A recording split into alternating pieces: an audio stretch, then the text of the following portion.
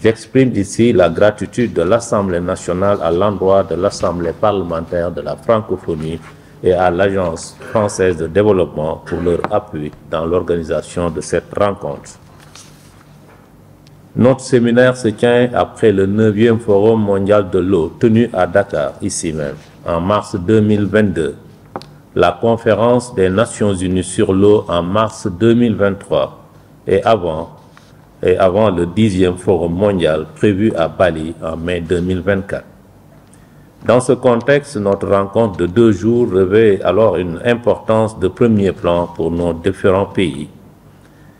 L'Assemblée nationale du Sénégal s'honore ainsi de servir de cadre de réflexion sur le thème pertinent, la sécurité de l'eau pour la paix et le développement. Le programme d'action pour l'eau, adopté lors de la conférence de mars 2023, constitue une référence essentielle pour les parlementaires que nous sommes dans l'élaboration des cadres législatifs pertinents en vue de la sécurisation de l'eau.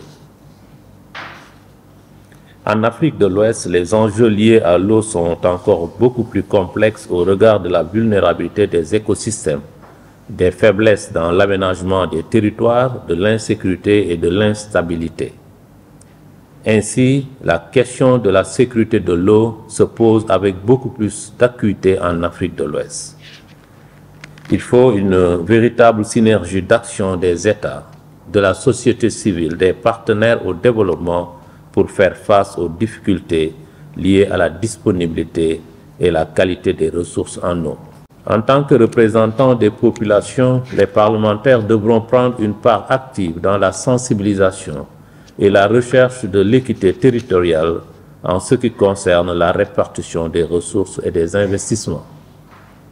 Aussi, nos États devraient-ils trouver, en rapport avec les partenaires techniques et financiers, les réponses plus appropriées aux problématiques du changement climatique, de la croissance démographique et du financement des infrastructures hydriques. La sécurité hydrique et la souveraineté alimentaire sont en effet des conditions essentielles pour le succès des programmes de développement économique.